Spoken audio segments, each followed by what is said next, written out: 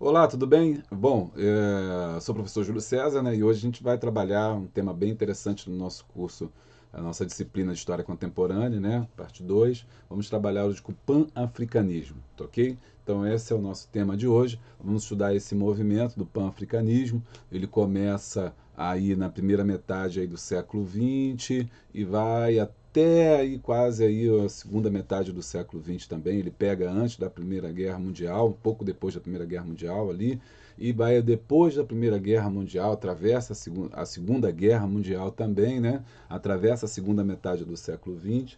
Então, por isso a gente estuda esse movimento de descolonização da África como um movimento só. E eu vou chamar ele aqui de pan-africanismo, que vai desde o momento em que esses povos africanos, né, começam a tomar consciência da sua unidade, né, da sua identidade, a partir de grandes intelectuais, né, que começam a fomentar essas ideias a partir da primeira metade do século XX, até os movimentos mesmo de descolonização, que é o processo sob o qual esses países que partilharam o mundo, que a gente viu no imperialismo, né, que dominaram o mundo, sobretudo a África e a Ásia, e América Latina, após a Segunda Guerra Mundial, eles começam a um processo de retirada das suas forças, né? Então, é o processo chamado de descolonização. Então, a gente entende todo esse período como um só movimento, que eu vou chamar aqui de pan-africanismo, e a gente vai seguir ao longo do tempo, descobrindo as suas nuances, as suas percepções, entendendo o que significou esse pan-africanismo. Para tanto, eu vou usar aqui os slides, então a gente vai ficar mais na tela dos slides, porque fica mais didático aí para vocês poderem acompanhar os raciocínios, fica mais fácil de vocês entenderem o que a gente está dizendo quando a gente observa na tela, tá bom? Vamos lá e olho na tela. Vamos lá, então, pan-africanismo é o tema de hoje, né? Vamos estudar, então, pan-africanismo, negritude e nacionalismo. Bom, pan-africanismo, qual é o conceito, né? Pegar minha caneta aqui. Qual é o conceito aí de pan-africanismo, né? O que é esse pan-africanismo? Bom, o conceito dele é o seguinte: o conceito que mudou a história do negro no mundo contemporâneo. A ideologia pan-africanista surgiu de um sentimento de solidariedade, consciência, como eu falei com vocês, ó, solidariedade, consciência de uma origem comum entre os negros do Caribe e dos Estados Unidos. Aliás, né, não só do Caribe e dos Estados Unidos, mas todos os africanos depois, mais tarde, vão ser também contaminados aí por essa ideia. Ambos estavam envolvidos numa luta semelhante contra a violência e segregação racial. Vamos seguir porque tem muita coisa para a gente ver, né? Muito tema.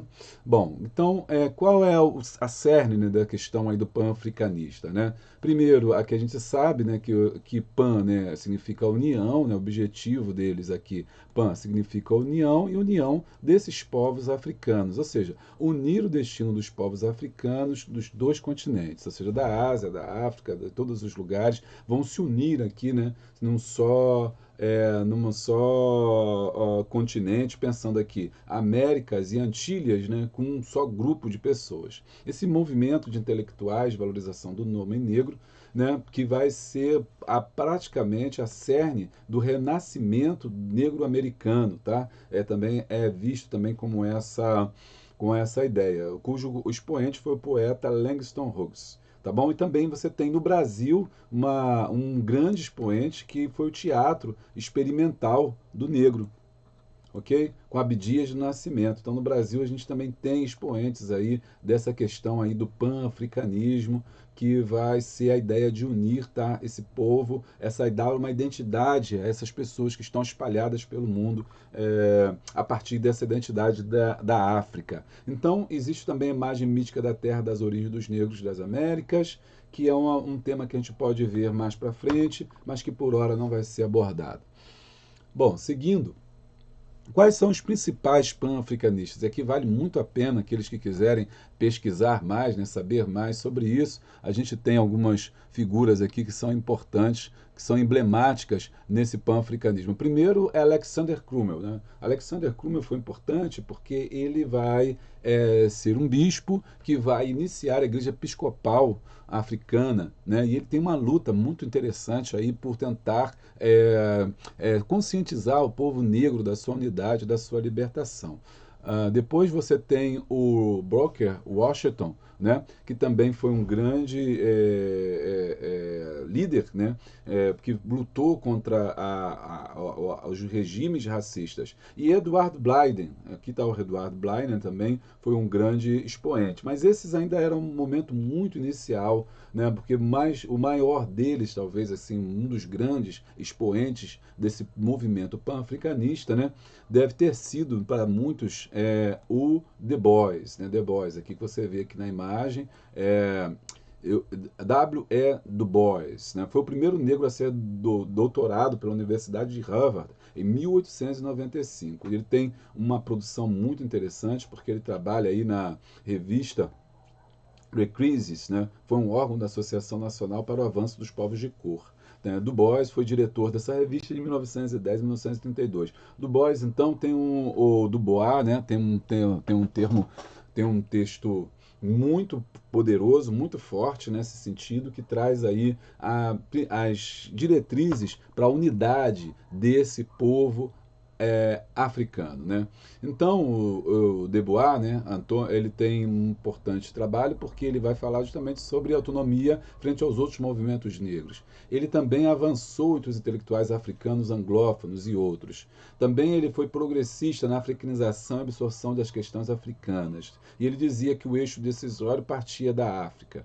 E ele vai participar de vários congressos, né? Na verdade, são 5 grandes congressos que começam na Europa e terminam também em África. Então você tem Paris, Londres, Lisboa, Nova York, Manchester, né? E inclusive em Manchester surgiu um grande expoente também, Kwame Nkrumah, né, que está aqui na nossa foto aqui, que também foi uma pessoa importante nesse movimento aí dos pan-africanistas.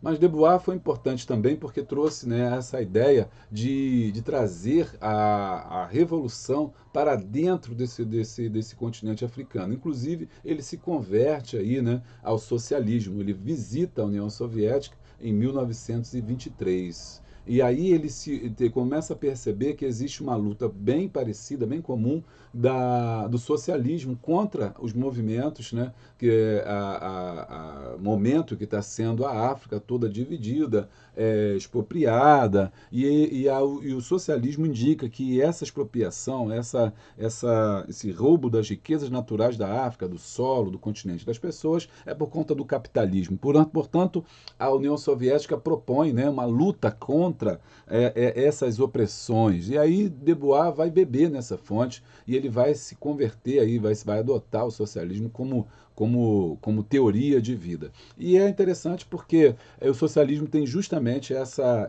esse momento de convergência com a luta, porque ele também é contra o colonialismo, contra o imperialismo e contra o racismo. Essa vertente aqui é importante.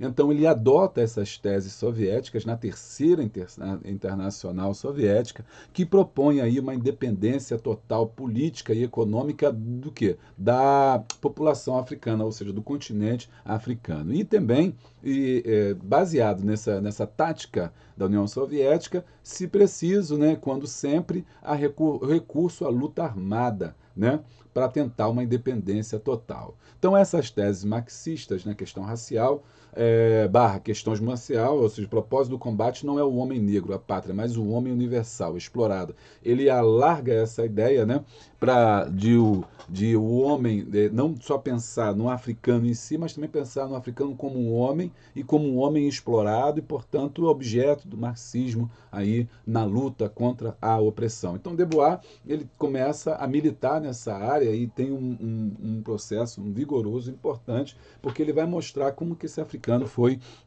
expropriado, foi usado, foi violado, violentado, né, e roubado nas suas riquezas. Aqui está o artigo que ele escreve, onde ele diz, né, por que me tornei um comunista. E você pode consultar também e verificar, ele diz ali as teses que ele traz. Um outro expoente também é o Marcus Garvey, né, jamaicano, nascido em 1885, por isso que é importante A gente vê como é que esse movimento, muitas das vezes, ele parte de fora da África, né? Esse no caso, é um jamaicano, o Dubois é um americano, são pessoas fora, são intelectuais, então, fora da África, que estão propondo aqui a união desse povo africano. Ele é importante, Marcus Garvey, até os dias de hoje, tanto quanto Dubois, né? Porque ele mostra aí a importância dessa luta desses africanos para manter o seu território e expulsar, né, os governos imperialistas que estão dominando e fazendo a África sangrar.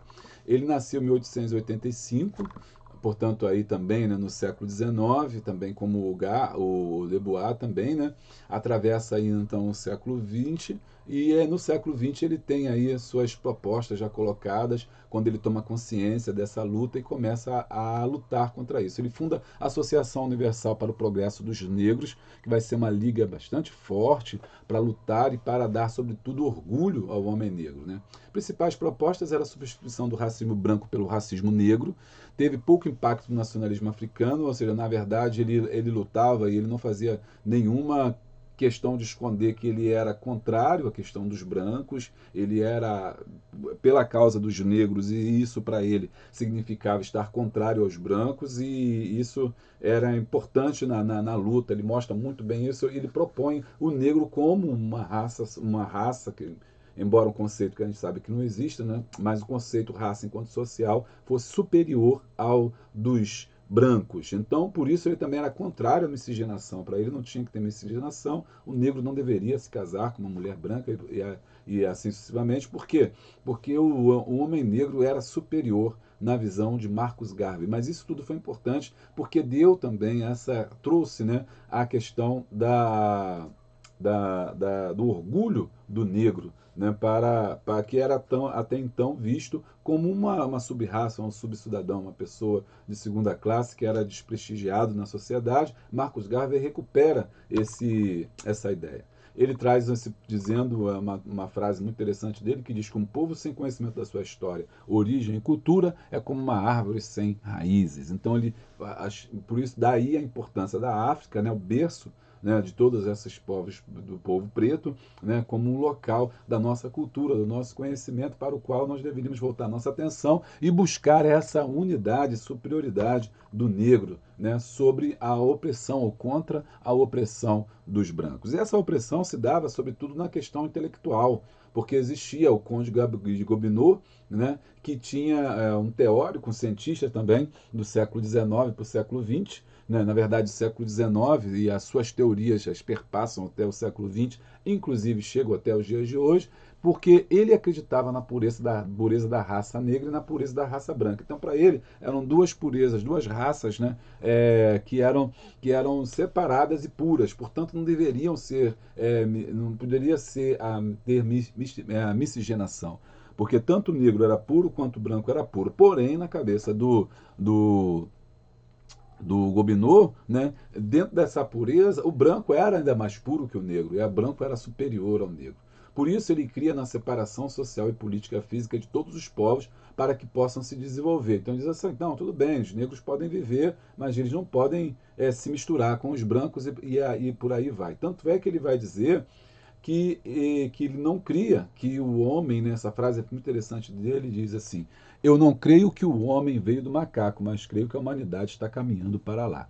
Né? Nessa frase ele está dizendo aí bastante isso para a gente, falando que ele não queria essa miscigenação. E ele dizia que essa miscigenação levaria à degeneração. O homem se degenerava por conta da miscigenação, portanto, por exemplo, o Brasil era um país, né, fadado à destruição, ao fracasso, por conta da grande miscigenação racial.